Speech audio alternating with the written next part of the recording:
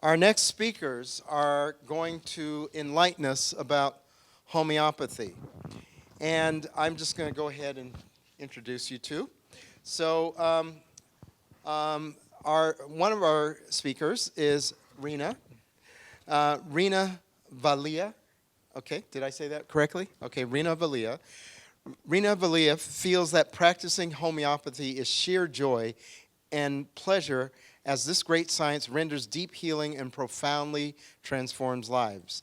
Inspired by the way homeopathy has improved her near and dear ones' lives, she decided to become a homeopath to help others experience the same benefits it can bring to their health and wellness, devoid of side effects. Rina has practiced in Mumbai and received her master's in homeopathy, parentheses, MD, HOM, homeopathy, from India. Along with practicing classical homeopathy, she incorporates Dr. Sankaran's renowned sensation method and synergy method in her practice. Rina is also an active member of the NCH, the National Center of Homeopathy in the U.S.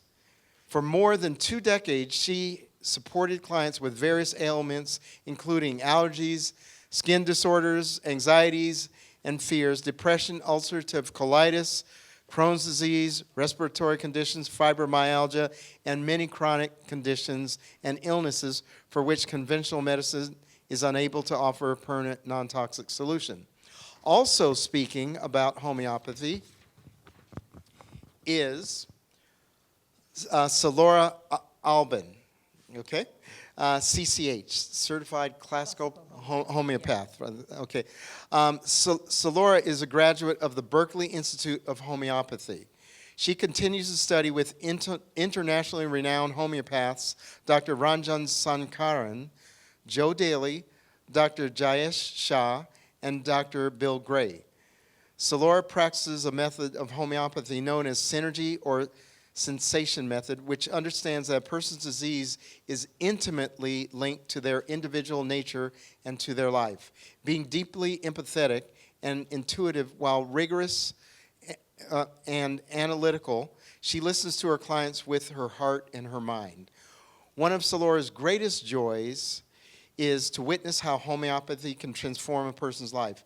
True health is not the simple removal of symptoms, but it is defined as the integration of body, mind, and spirit. Homeopathy is healing mind and body naturally, healing from the inside out. So with that, I'd like you to welcome our 2 next speakers. Thank you. Thank you. Thank you. It's lovely to be here tonight. So the topic tonight, homeopathy, an option in treating anxiety and depression in teens. So it was founded as a system of medicine by a physician, Dr. Samuel Hahnemann, in Germany more than 250 years ago. It uses remedies that are derived from natural substances from the plant, mineral, or animal kingdom. So homeopathy uses extremely dilute preparations of these substances to activate the innate powers of the immune system to fight disease and to reestablish health. So the remedies come in drops or tablets, and they provide minute doses of a single substance, which can be thought of as nanopharmacology. I brought, can look like this or in a little bottle. So it's holistic, another important aspect of homeopathy. And it considers, so this means it considers the entirety of a person. This is opposed to isolated symptoms or diagnoses. It's personalized medicine, so it's each patient's individual and exact symptoms. So we look again at the whole person, physical, emotional, and mental. Homeopathy treats a wide range of chronic and acute conditions, and including depression and anxiety. And it treats people of all ages, so from infants, children, teens, etc. And it even treats pets, and it can be used to treat farm animals. From the homeopathic viewpoint, health isn't simply the removal of symptoms or pathology from specific body parts. To heal means to make whole. So it's the integrated healing of body and mind, the reestablishment of the natural homeostasis of the organism. Health is when our body functions as it should. And it's not being stuck in chronic patterns of fear, extreme emotions, addiction, avoidance, etc. It's a sense of well-being and purpose in life and the capacity to fulfill this. So dis-ease, on the other hand, can be defined as lack of a mental, emotional, and/or physical homeostasis. It's physical pathology, of course, but it's also it can be being stuck in a developmental phase of life. It can be stuck in unhealthy relationships. It can mean being a workaholic, lacking ambition, or having no drive. Being stuck in extreme emotions, chronic anger, sadness, mood swings, lacking of vitality or sense of well-being. So many people use it worldwide. It's not seen as alternative medicine necessarily or complementary care. In many parts of the world, it's very popular. So in the United States, for example, in the late 1800s, early 1900s, there were 100 homeopathic hospitals, and UCSF was known as Hahnemann Medical Hospital. What about today? What about today? Oh, today it's UCSF. No, but homeopathy in the United States, they keep that. Oh, I'll answer, yeah. So, yeah, that's okay. So, homeo means similar, pathy means suffering, so homeopathy means similar suffering. It's practiced according to fundamental principles that have been verified in the successful treatment of millions of people worldwide. One of the most fundamental principles of homeopathy is the law of similars, and this is like cures like. So symptoms that a substance can cause in a healthy person may be treated by the same substance when they arise as disease. So what a substance can cause, it can cure, is another way of saying it. So to be effective, classical homeopathy has to personalize the treatment to each individual. So better way to illustrate this is there's no one remedy for each named disease. And this is because every person experiences a unique variation or syndrome of disease. So, for example, in 10 cases of asthma, each person may require a different remedy. There isn't just one remedy that you give for that asthma. And it's through very careful case-taking that the homeopath identifies the appropriate remedy or medicine for that individual's entire symptom totality. So accuracy is essential, exactly matching what needs to be treated in the person to exactly what the action of a remedy is. It has to be a match. So if you give a remedy that's not accurate, not a whole lot happens. So again, it's holistic, and you can think of that whole person. And it's through an in-depth consultation. We might meet with someone for maybe 2 hours initially. And the homeopathic prescription is selected based upon understanding each person's whole picture. So we have to get pretty in-depth with people and understand their exact physical, mental, and emotional symptoms, their personal and family medical history, and who is this person? What is their personality? Plus, we ask questions like, what are your food cravings? What's your sleep pattern? Do you tend to be warm? Are you chilly? Are you thirsty? Do you sweat on the back of your neck? You know, what are your dreams? These kinds of questions. We get very detailed. So the whole person must be considered in searching for the optimal remedy to treat someone's condition. So another way to illustrate this is that someone's depression or anxiety, for example, is understood in the context of their skin condition, their menstrual difficulties, their heartburn, their whatever it is, and also who is this person. So many people come to treatment for homeopathy and they have a multitude of health and life issues. And we're looking at that whole picture. Preparation of the homeopathic remedies. It's a very systematic and mechanized process. They're prepared in FDA-certified labs, and we have the Homeopathic Pharmacopoeia of the United States, and this has all the information to properly prepare the remedies, and it's all FDA-certified.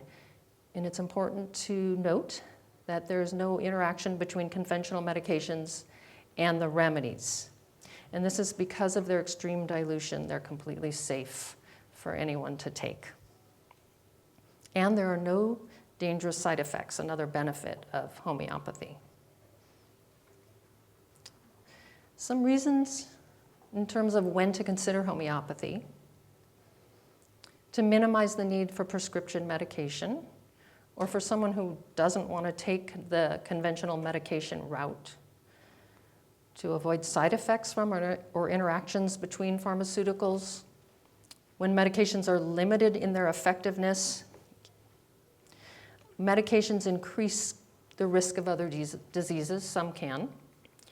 When someone's condition is refractory, or as an adjunct to conventional medications. Also, there are limitations of conventional tools in the treatment of anxiety and depression. So psychotherapy and medications can be helpful. They're not always curative. They can also have a lot of side effects. So homeopathy can work well with or instead of conventional medications. And as a homeopath, I'm not an MD. I always stay inside my scope of practice. I never advise anybody about what to do or, their choices about their own body and whether they want to take medication or not, or, most homeopaths are very respectful of that. And some homeopaths are also MDs, so they can also help someone if they want to get off medication. So every organism has a natural capacity for self-healing. Symptoms are the language of disease. They're what the homeopath looks at to understand what medicine to give them, to give somebody. But they're also the body's attempt to heal itself. So chronic diseases is a sign that the self-healing capacity has been compromised. So the homeopathic remedy stimulates this self-healing ability so the body can heal disease and regain homeostasis and health. I will now hand it over to Rina. Thank you. Here's your part. Thank you, Selora. Yes. Hello. We had very good discussions today. Even Dr. O'Brien gave a very fantastic dynamic discussion about autoimmune diseases, and Selora just explained about just what homeopathy is and how do we approach a case. I'm going to talk to you guys about anxiety and depression and emotions, especially in teenagers. Homeopathy can be used in anxiety and depression for adults as well. We're just focusing teenagers here, just keeping that age group in mind, but it's equally effective for everyone. So when we talk about teenagers, it's a time when there's a lot of hormonal changes happening. So that is a time when they start thinking differently. That is a time when they want to show their independence. They want to show that they can do things by themselves. At the same time, they are not ready to face the world. So they're always struggling with a lot of inner conflict within themselves. So they want to become independent. They want to try out new things. Then they want to show that they can do things better than their parents. They always feel that, we are better than you. We know much more than you. But then they still have a lot of conflict within because they know that they are not prepared for the world.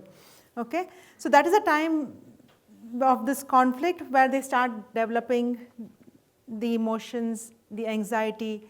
Then depression may not be noted very early on, but later on in life, when they start with this at this age, we can see depression coming up later. So this may produce a variety of symptoms, feeling very immature at one time, very young and vulnerable at the next. And now we know that more than 1 in 5 teenagers are depressed as per the survey around. And a couple of signs of emotional distresses. There's upset, feeling ill, lacking confidence, extreme irritability with mood swings, with anger. Then the other thing could be overeating or excessive dieting. They want to take care of how they look, their presentation to the world, or they could be extremely sleepy, overly concerned about their appearance. Anxiety may produce phobias and panic attacks. The depression may or may not be obvious, which can show at a later phase in life. The adolescent may also develop guilt feelings, sadness, hopelessness, loss of interest in usual activities, sleep disorders, and they usually isolate themselves. That's a time when they want to try out a lot of new things. And that is a time because that's the time they're trying to be independent from being under the parents' care and before they go out to college and being independent. So that time they want to try out new things, and that is a time when they get into this drugs and alcohol and unhealthy behaviors. So what does homeopathy remedy do at this time? So each remedy is like a person with its own peculiar emotional, mental and physical characteristics. So what we have to do is we match the individual personality with the characteristic of the remedy and the patient. So what happens is, I'll just give a very common example, which is a very common thing that we use in our day-to-day life, is onions. We all have been cutting onions. When we cut onion, we cry, right? There's the watery eyes and nose, itchy, redness, that all is associated. So when we keep that onion aside, when we just think of these symptoms of itchy, watery eyes, nose, watery nose, what comes to your mind? What is it that we are dealing with? What's that? Histamine response. So that is in like hay fever or some allergies, right? So yeah, we got a lot of things, but this just in common terms is hay fever is like flu type of symptoms. These are the symptoms that they come up with. So onion we have remedies made from onion. It's called Allium cepa that we can use for such conditions where there's a lot of inflammation of the eyes and nose with watery and itchiness. So that is how we match the remedies with the symptom picture.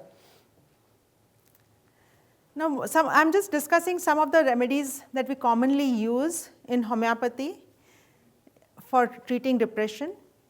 But we're just discussing this, but I would just try to ask you to be under homeopathic care or ask somebody to be under homeopathic care before administering these remedies. Okay? So Pulsatilla is a very good remedy where especially useful for girls who have recently started having periods. So it's a time of menarche. That is a time when they have a lot of hormonal changes and a lot of mood swings. There's a lot of irritability at that time. And they are very mild kids who are very emotional. They cry easily. They want a lot of attention. They want a lot of comfort feeling. Then they can cry very easily. If you just even shout a little bit or say a little loud, the tone could be a little loud, and they can start weeping. And then when they weep, they want somebody to come and console. Oh, it's okay, you'll be fine. Don't worry, you'll be fine. And then they're fine. They want somebody to keep consoling them all the time. So that remedy for them, Pulsatilla would be a good fit. They're very warm in a stuffy room. They feel like they want fresh air coming in. They might open the windows to just have some fresh air coming in. And on the physical level, the menstrual flow is changeable just like the moods. and is irregular, dark, and intermittent. Okay. The next remedy is Natrum muriaticum. The Pulsatilla that we spoke about is a plant-based remedy. Natrum muriaticum is a remedy made from common salt that we eat. Okay, so it's the common salt. This remedy is made from common salt. So now, common salt here is what happens in this case, just opposite of Pulsatilla, who is who wants consolation, cries easily.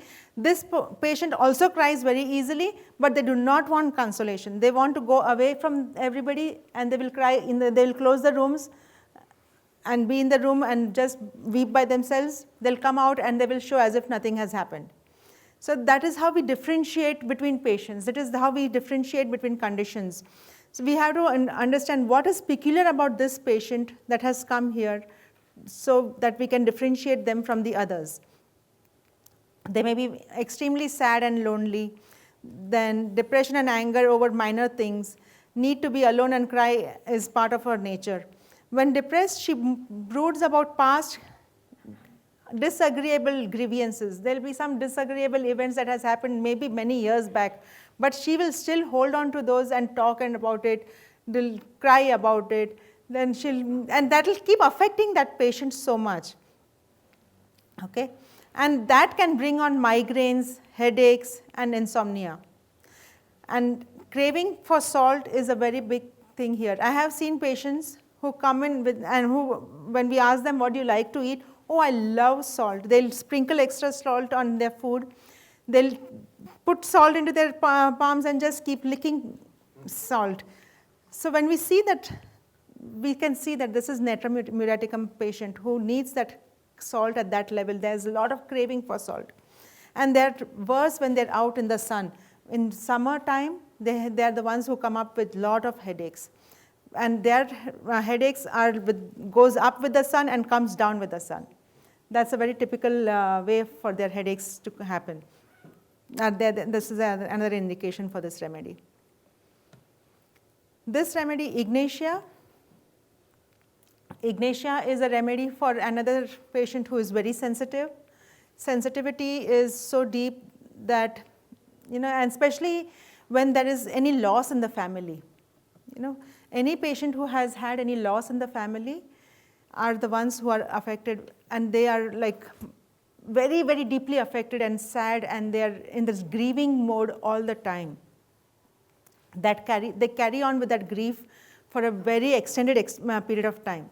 Okay, and they're always, or they're disappointed. They have some disappointment with somebody, and that can also, they can hold on to.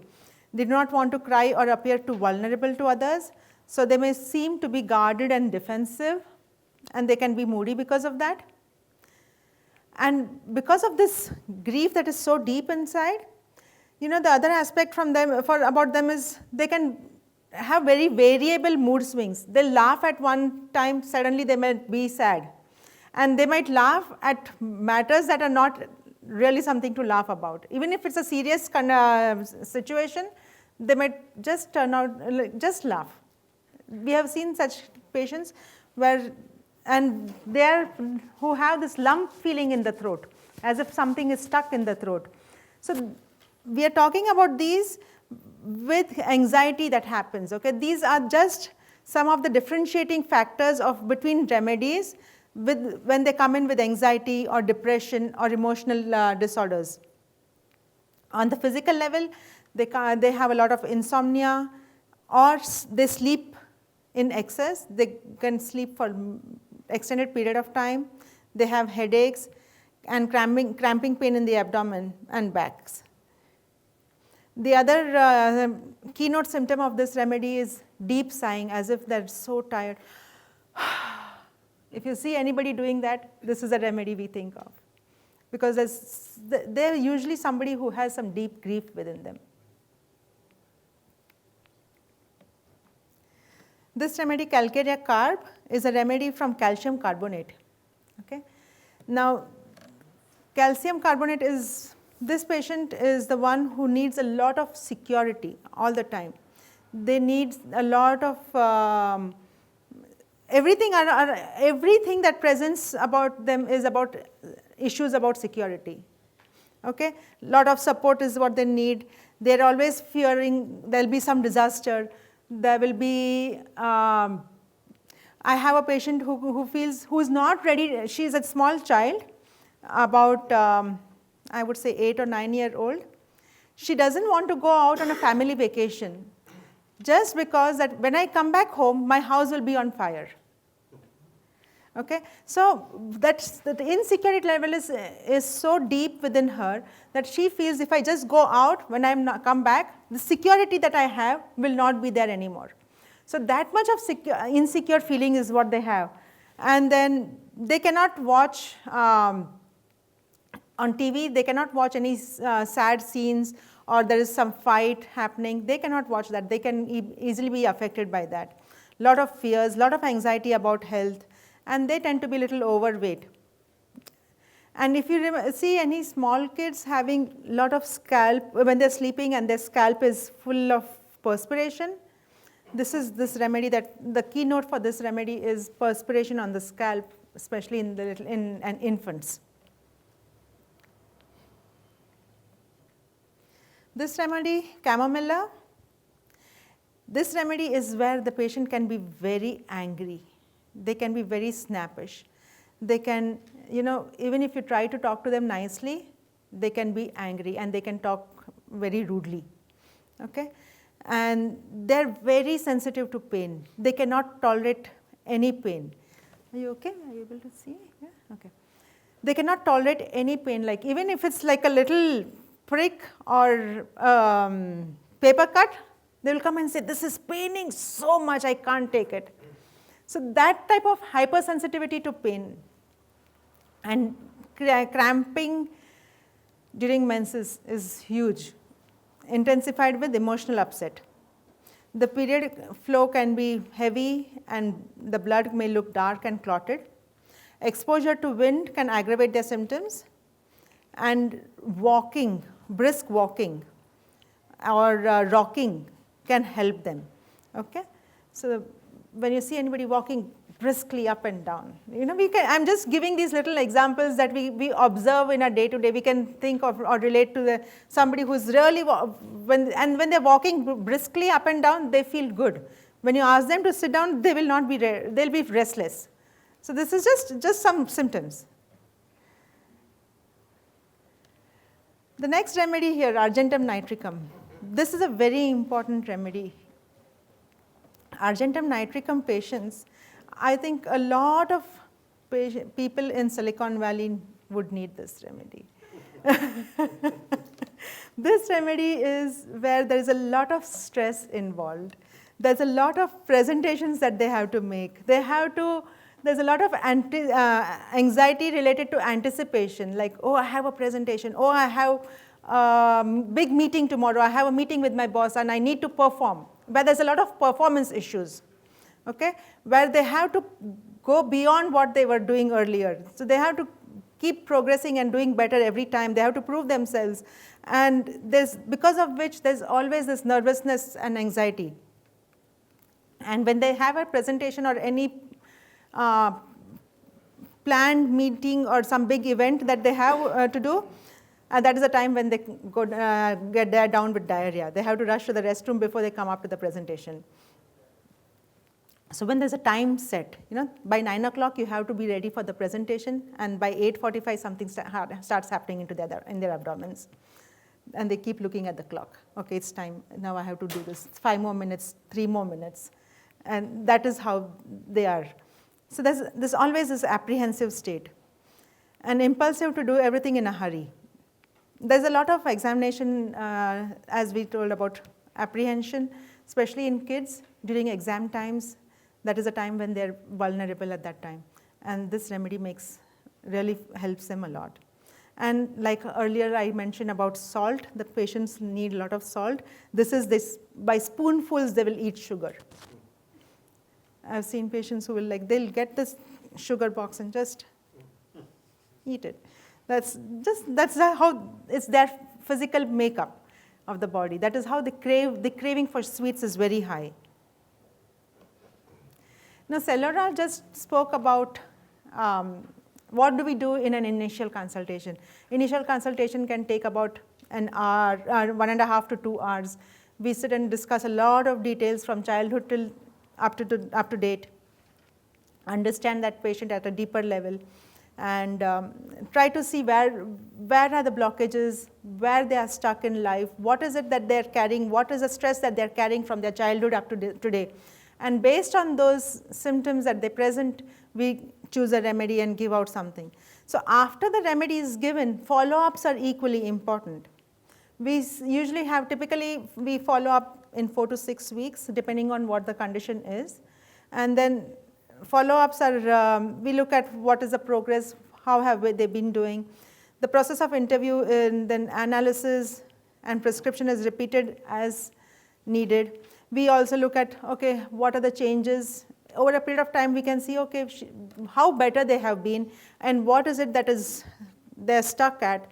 We need to give some intercurrent remedies in between, change the remedies.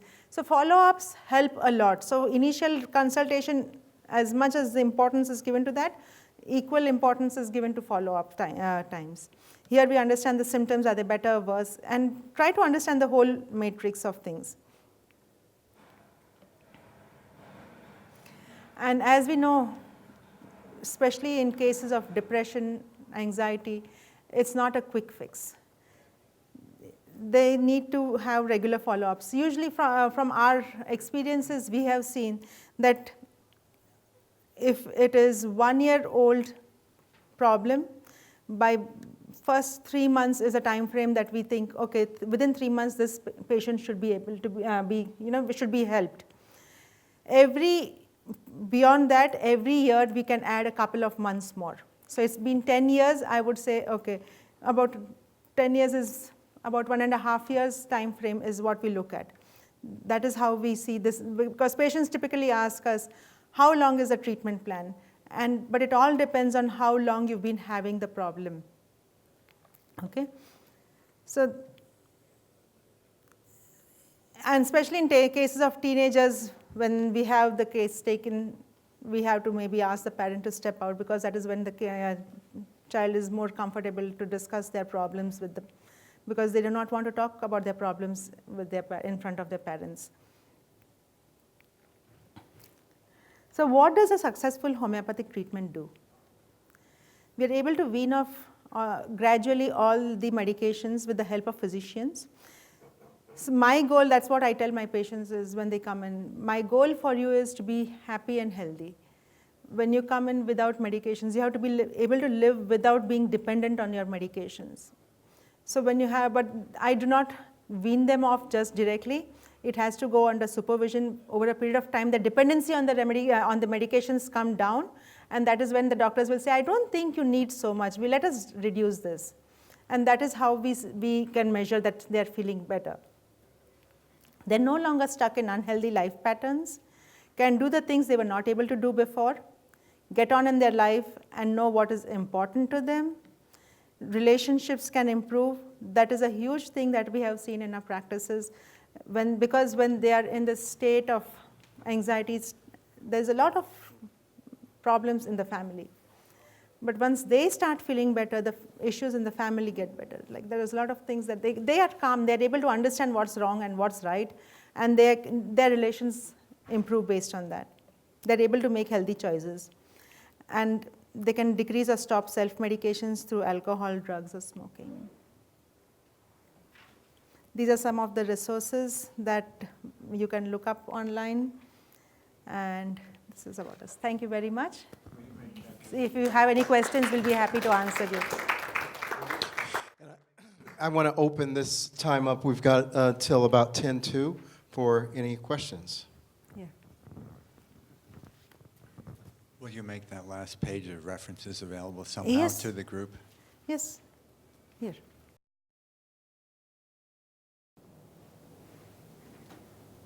So since the topic tonight was autoimmune, I just want to mention we also see plenty of autoimmune. You know, both of us have seen that, and it's a condition that many people seek homeopathic treatment for. It's not uncommon. Yes. Yeah, the topic is about mental conditions today, but Right. more than that, we see a lot of patients with allergies, food sensitivities, then Crohn's and ulcerative disorders, and then autoimmune diseases, migraines, insomnia are some of them that we see patients with. I have a question. As far as, I have a homeopathic remedy kit that I've had, with the multiple ones, and I've had it now for about, let's see, our daughter's 11, so I've had it for about 11 years now. Would it still be, and we've kept it away from electromagnetic sources, and would it still be good? It would be good. It's okay to use them, yes. Usually, it says that homeopathic remedies do not expire, but I would say at least for 15 years I have been using, and I'm still getting the same results with those remedies, yeah.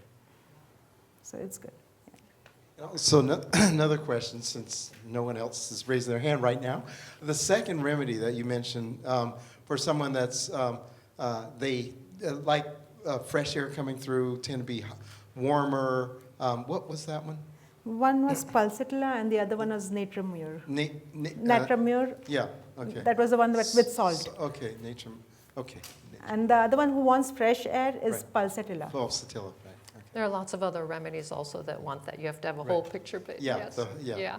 So, How many different remedies in the, if you had all the remedies, how many would you have? It's a great question. About 4,000. Yeah. So it's a very, Yes. yeah. And But it's not covered by How many, homeopathy. No. not in this country. In other countries it is. It's part of the healthcare system in many countries, from India to Switzerland. And FSA does Europe. reimburse for homeopathy treatment. Europe does. Yeah, it's relatively inexpensive also. how many remedies do you need, which is different than how many is available? If you're going to treat all the teenagers of the world, how many would you need? We cannot say that because it's a wide range. We do not know what remedy would be required by whom, because what is there behind the presentation of just the. You need all 4,000. We, in common practice, we don't need so many. Yeah, well, common practice, Yes. how many do you use? I would say about 250 to 300 approximately. I would say I have in my chest of medicines about 300 remedies. And there are remedies that are called polycrusts that are most commonly used. But now I think people are Yeah. seeing, homeopaths are using more and more kind of rare remedies, or small remedies they're called. what about the combination remedies? What do you feel about those?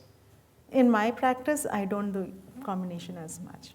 But the combination remedies are good, like the over-the-counter, like how you go for Tylenol over-the-counter versus when there's something that needs to be actually be taken care of. So it's good when the symptoms are very acute, and it's because it has a combination of about 5 to 6 remedies, so at least something will help. But in classical homeopathy, you're looking for that one remedy. So you get a deep cure that way when it's correct. Okay, I think that's good. Any other questions? Okay, thank you very much. Okay. Thank you. Thank you. Thank you.